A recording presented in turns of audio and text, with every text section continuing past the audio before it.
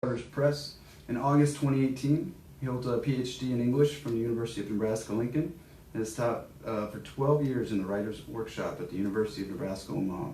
His poems have appeared in Cortland Review, Sugar House Review, Midwest Quarterly, Superstition Review, and several others. Oh, this is good. He once recited the Star Trek love poem to Neil deGrasse Tyson, and twice took short naps on Ted Kuzer's couch. That's wonderful. So cozy. God. How was his couch? Cozy, Todd, I'm glad you're here. I'm really excited. We were talking about this earlier. I was lucky enough to make it to his book release party. And, you know, I have never been to a book release party like that ever before. Usually it was coffee somewhere, and it's, you know, this was a party. This was an insane third floor of the sushi place. He had a DJ and open bar, and like it was insane. And I think you said like people were buying books for like hours, and I never really actually saw Todd briefly, and then I got an hour conversation with your neighbor, who's a veterinarian apparently, nice guy. I never actually did because everybody was there, and it was a good time. It was a great reading, so I'm really glad that you enjoyed the book. So we're glad to have you back up here in Wayne, America. So let's put your hands together for the Todd Brothers.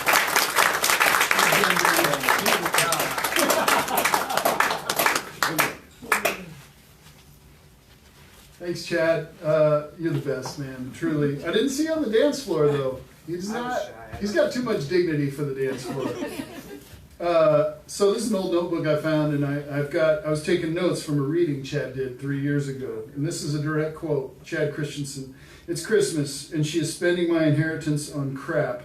I love her, but when she is dead, I will sell it all." You remember that one? I love my mother. Yeah. Oh, that's your mom? I thought that was your wife. Oh yeah, inheritance. Well, never mind. Thanks for having us. Wayne, I've been here once before. I love it. I'll come back if you'll have me. And thanks for the other poets. Miles bought me lunch. Very much appreciated that. And just great to be here. So this is my new book. It's my baby. And $10, man. That's $6 off the cover price. Yeah. All right. So I got a little palate cleanser for you for the first one here. Another Nebraska poem, you know, like several of us. I was also born here in Omaha, but I spent my summers on a farm on the Kippahaw River. So I got some rustic roots, although I am a slicker through and through. It's called Variable Weather. And the sound of the bugs waking up, chirping there, yes. The leaves, the leaves, the leaves, like the tousled coronas on old men's heads. Farmers hunched over kitchen tables, chewing. The tractors they pilot, farming time. Every John Deere a kingdom. Corn silk, pink light, the dusk tattooed with grasshoppers, a drought or two ahead. Roundup piss yellow as it mists the millionth row. The real work and sorrow. Buick on gravel fishtailing. 1,000 acres divided by 5 heirs equals silence at the funeral. Stop speaking to your sister forever. Call yourself godly nonetheless.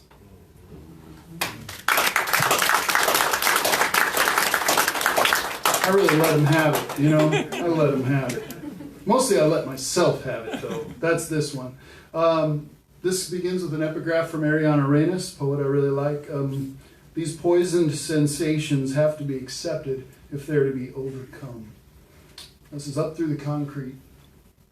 The sway of summer light from a woozy hammock narrows to phone glow and a recipe for vegan crab cakes. Not that I'll cook, prefer carry out. Let some handsome immigrant feed me drunken noodles with tofu. Drive past withered apartments blasting holy reggae to get my salt and fat. Remind myself the world's small. Same dumb moon rattling overhead toward the pocket of dawn. Same potholes chunking the car. It was worse when I drank, though it felt better to bomb this noggin with beers and grin past poverty's clotheslines. little Thai girls in their ancient t-shirts, mothers skinny with worry. I've been ignoring Portrait of the Alcoholic on my bedstand, desiccation of the dry drunk, tyranny of laundry, tyranny of cooking shows, tyranny of emails cluttering my skull. Last night I watched our feral leader fail to crush a Frenchman's hand, wondered when the other mother of all bombs would drop. Without cruelty there is no festival, sadism of the long tie, the lizard eye. Tonight we will practice marriage by walking pollen-sick under branches of bird prattle, her hopeful hand clutching mine, clicking the day's rosary beads, growing old as leaves, green and easy enough, sacred and keen and sweating, taking in all the light pollution, forgetting the way home, weeds fingering up through concrete toward all that pointless dark. Oh, thanks.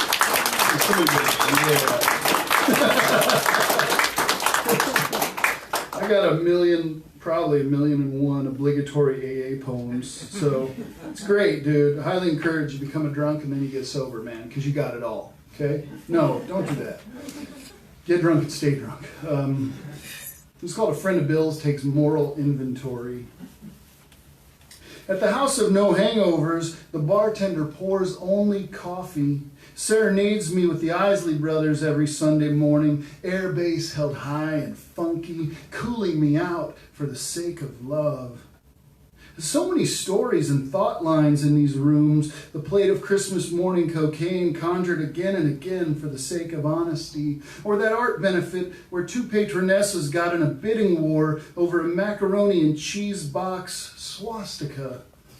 One was married to me, drunk on champagne while a vape idled in my tuxedo pocket. Now we've got some forgetting to do. Over another saltless dinner, I think of vegetarian Hitler and his flavorless meals. He loved dogs and mountain air like everybody. I shudder to ponder 1,000 nights, tube blaring, head lolling, glass of scotch empty as a habit. When I was a kid, I ogled comic books featuring super dogs in red capes, their red houses sturdy on asteroids, waiting for a whistle only they could hear. Manhattans were like that for me, the crash of amber on ice turning my bones to jelly. I sometimes feel life is a Tijuana Bible, each page a 4-color kaleidoscope of human folly. M bought 200 OxyContin for his neighbor, the widow. J taught her little sister how to huff. T remodeled his heart, scar tissue filling those lonely chambers. Next year will be summery as a clothesline full of winding sheets. One speaker tells us she cannot bring herself to admit she's a drunk. Another wants a face full of gunpowder. My sponsor is so tender with cheer and rue, I am afraid he will be toppled by a passing Higgs boson. At the end of every session, the same chant, keep coming back, it works. Everything is, of course, nameless, forms an illusion, language that slips on rose petals. I've already said that. At the next meeting, I want to say it again. Grant me the serenity, babies. Grant me the serenity. This is kind of a weird one. This is a little different style. It's got an epigraph from John McKernan, Nebraska writer. Probably nobody's heard of, but you should read him, dude. I don't know. I think he lives in West Virginia now. Whatever. He probably hates us. He says to keep your hatred lean and direct. Don't ever switch the target to yourself. I think that is wisdom. Yeah. This is daily chant. You with the lazy eye. You in your yoga pants. Stop bending over, please. You with your ears crammed with sand. You in the thicket. You and your green eyes. You skinning deer. Go away. You grinding the memory from your mouth. You with fingers roaming the keyboard. Hey, you in the cloud car with smoke on your tongue. You, Robinson. You too, Gilgamesh and Vainoinaman and Lancelot. You, Representative R, and you, General Retired with fat-ass pensions. You and you and you and you and you and you and you too. You with a bindle burning in your pocket. You scanning the broiling parking lot with a hangover. No loitering. Wait your turn. You with the Bible on your desk. You who have yet to read a poem this year. You blowing leaves. You hitting snooze and spooning her. You with the chemo port. You drinking kava and you drinking wiper fluid. You in the ballet shoes. You polishing hospital floors. You on your ass in deepening snow. You folding origami aliens. You with a lump in your throat counting raindrops. You flying kites no tree can catch. I don't know what's going on there. I don't know. Yeah. All right, pals. This is You Will Be Held Accountable. You will be held accountable, which Robin Williams once said to his son in an elevator I happened to be in, which is in the poem, which I didn't need to explain, but I thought you might pay attention then if I told you that. As a child, I believed in things: whale song, astral projection, MX missiles, Christians. The margarine container said its own name. My father, scared, hit me. My mother smoked endless Salems, pointing her eyes everywhere but at him. I wish I could meet the man who invented the plastic substance known as Nerf. It gave our whole block a reason to live. My friends lined up on the lawn and I'd smash through them.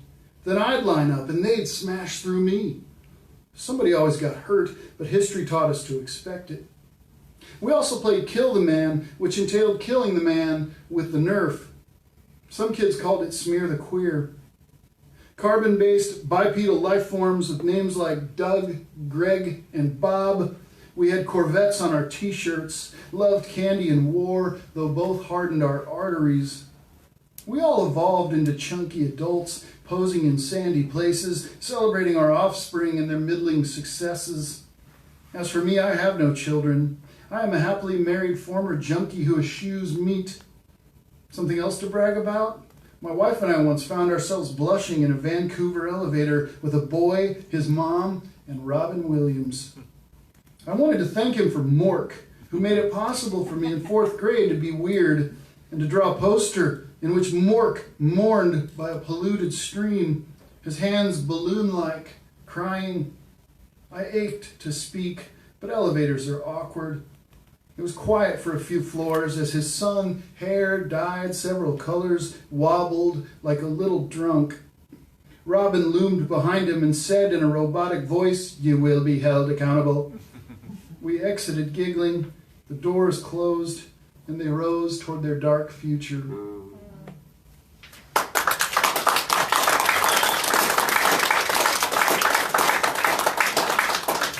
Thanks, ladies. I'm going to read 2 more from this, and then I got a couple new ones, and then the party begins. Yeah, turn up the funk.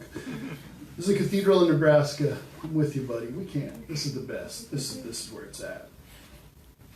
I'm not programmed to pray, but my arm hairs bristle in St. Cecilia's as they slide a 10-spot into the poor box, hug one another under rococo vaulting that makes me nearly believe in mathematics. Neck craned, I am proud of myself for this jibe to faith, but I am not so smart. Pulverized my sarcastic brain with booze and worse for several decades, stared and stared at television screens with a lake of fire in my glass while the world went wrong. Yet for all that, I stand here in my sensible shoes, 6 months sober in a cathedral in Nebraska. I dip my fingers in holy water and hold it. A 30-year agnostic having absurd epiphanies in cool Catholic air, staring like a statue at the stained glass crucifixion, lamentations of holy women audible, saints up to their beards with worry. Satellites turn and tumble where heaven should be, reflecting our faces back at us while the earth warms like a disco floor. Last week, I watched a widow at prayer, wondered where and how she hurt. Her little back bent over hands clasped around a puddle of rosary beads. How I wanted to go to her, to murmur of the village where yellow flowers once rained from God's otherwise awful sky. It's a lot of sad poems. It's a lot of sad poems. I got happy poems in here too. Okay, you buy this? There's happy poems, but not today. It's been a tough month, and I just want to end with more brutality, you know? So I want to lock it in, lock that feeling in. It's called Praise the Grandmothers. Praise the grandmothers for their astroturf porches and papery laughter welcoming you in. Praise their Christmas tree skirts and ceramic gnomes sleepy under the azaleas. Praise their candy dishes twinkling like jewelry boxes. Praise their kitchen bric-a-brac, their buttery breads and gooseberry pies. Praise their costume jewelry, chunky as Betty Rubbles. Praise their applique sweaters and goofy toilet seat covers. Praise we aim to please. You aim too, please. Praise their silk flowers and faux sparrows. Praise their doilies and tchotchkes, refrigerator magnets cued to seasons. Praise their perms, refreshed every week. Praise their plastic glasses and the pink lemonade therein. Praise canasta. Praise their bird feeders and cardinal parties, their tidy bedrooms and abridged novels. Praise their spider plants swaying in macrame harnesses. Praise their pristine linoleum and immaculate garages, their highballs and sugary spaghetti. Praise their ancient lips uttering arcanities. Jeepers, oh my, say. Praise their ethnicity, scrubbed nearly clean by America. Praise their men with craggy noses. Praise their trips to all 50 states and the coupons they cut. Praise their prayerful faith. Praise their soft hands holding onto yours, eyes watery and weird. Praise their pastel pills and frilled paper cups. Praise their soft forms under Afghans sleeping. Praise the photos of strangers smiling from nursing home walls. Praise the letting go.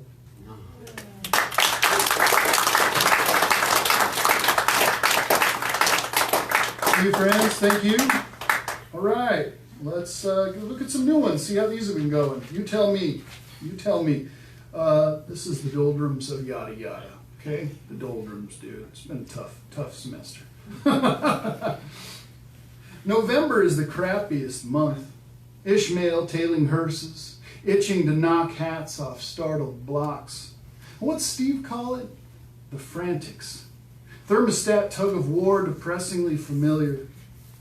The elderly die in winter, shuffle off bruised coats to put on choir robes for some great Christmas concert in the sky. We boycott over peppermint tea and ironic mugs, grousing merrily as we salvage their wobbly rocking chairs and tacky figurines, our childhoods caving in one tchotchke at a time.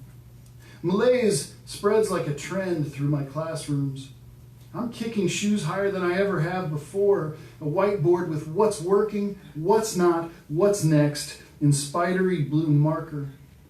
They ignore or smile in equal measure.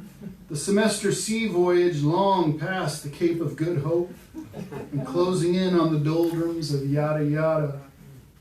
I daydream us dancing on tables slick as glass instead of worrying clauses like loose teeth in a church basement. Hold on, Rich says in his epigrammatic purr. The maples have no one to confide in. But no matter how prettily he puts it, the world bites back.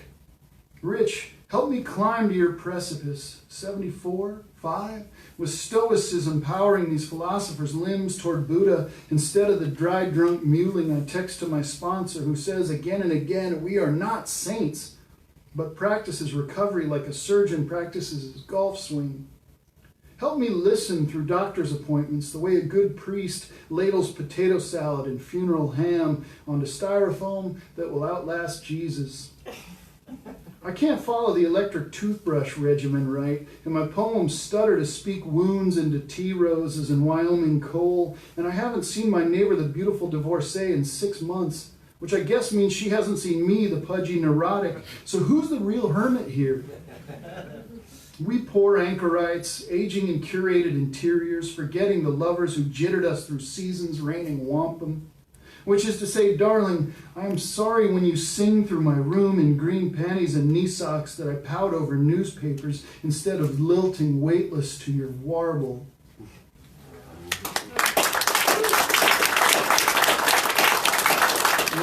Thank you. All right, a couple more and we'll move forward to the next phase. This is called Nocturne. Nocturne against the last esophageal stricture. Miles helped me with this one recently, so I thought I'd better read it, yeah? So an esophageal stricture is like a narrowing you get in your gullet from drinking and smoking being bad. Yay, Chats! My torso was a smokehouse. Carnivores lusted after my lights. Nights a slur of stars. Days rattled with ash and insects. My gullet narrowed like a new religion. Rabbits twitched in my fingers. I made friends everywhere, improbably, yet still felt so sugared and itchy.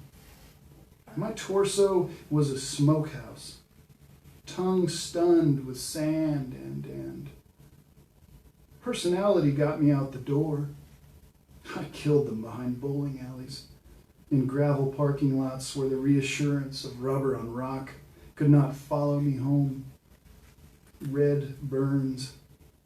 Carnivores lusted after my lights. Yeah, I don't know. 2 more, babies, 2 more. This one, is Jim Moore, JV, you would know this maybe. Was he Nebraska guy too? Jim Moore? Maybe not. I think so. Okay, well. Minnesota, I think. Minnesota thing? Oh, yeah, I should be asking Barbara, dude. Heck yeah. So he had a poem in the New Yorker a couple months ago that just knocked me out. And so I took the last line and I'm like, I'm going to see if I can shoot an arrow that'll land somewhere near that. So this is Lament, concluding with a line by Jim Moore. I miss, by the way. I miss really big. My prayer wheel broke, so now I write sestinas to the saints in magic marker. Rumble under gossiping leaves, mornings weighing the same as light on asphalt, heaven nothing but 2 pretty syllables, or the name of a girl in class who cuts runes only she can read into limbs heavy with bone and blood. I gulp vitamins after dinner, hoping to postpone the inevitable goodnight. Romanticize gutters rife with rainwater, fill birdbaths for cardinals, but only robins come. How exactly does the sine wave of hourly ache drop us at last onto the therapist's couch? Earn a billion seconds of sobriety that grin like 3 sweet Muslims learning at the knee of a professor clever with doubt. Our monologues intersect, but rarely dare to touch. I have dawdled with lissom creatures in cars under stars, yet still feel infested as a barn full of owls, my family dogwood crowded with bluebirds. Every day I kiss my childless wife goodbye and stand in exhaust clouds, feeling stoned as my monumental grandfathers who rust in Nebraska sod. Again and again the garage door clatters closed, and I piston up 16 stairs, drink enough tea to start my body shaking toward heaven, who is a girl, a kingdom, a void, a sky at dawn with a moon all its own.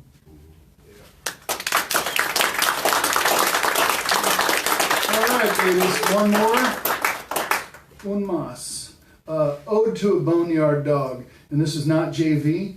You're going to think it's JV. I'm going to write you one later. Yeah. It's not Chad. It's not Miles. But it's somebody kind of like them. And they all know him. But he doesn't know I wrote this because I'm told he's too sensitive for it. When you read the poem, you're going to be like, he's not too sensitive. Like, if that's all true. Ode to a Boneyard Dog. Poetry's a bum tooth. You shaved how many graveyards? Mouth a feedlot for chaw, butts, whiskeys, nicknames of girls who knew better, and that's why they rode with you toward split rail hangovers, the wig shop burning, ancestors unbeautiful in funeral suits. Nebraska, a word spat by men in shirt sleeves, or a buzzing chorus of whatever bugs were left to maze the poison slick greenery of Ponca, where the last Indian bar withered under a drought no rainmaker could slake. Decant a Schlitz down a furry neck, sling red beers toward women who will kiss you for $1 and disappear. Turn your gimlet eye toward the last cold snap of the last shitty century. No more double wides, fat lips, rent men, liver biopsies, casings numbered by bored detectives, the great bruise of night darkening Omaha's squat shoulders. No more parents, brother cooling in a furnished apartment. No more burnt steaks and blood drives. End times roulette of the dirty realist and his glove box mint tin rattling with white crosses and pink hearts. Jerry Jeff on the tape deck to woo a stranger huffing locker cleaner. Winter liquor kissing the wheels. Reaganomics whittling towns to nubs while AstroTurf clicks drove you toward the pylons and railroad bridges buffalo grass couldn't beatify. Rehab coffee and rigorous honesty any weekend away. Skinheads at the drive-thru, brawlers and lady killers, no match for cell death. So put down your sick god, child of dog. Kill the engine. Pour your last dose into grave grass while synapses slur the serenity prayer. Dear bard of the western ache, your poems will murmur constellations of scars and chemoport sores like moths on memory's screen door. Thank you, everybody.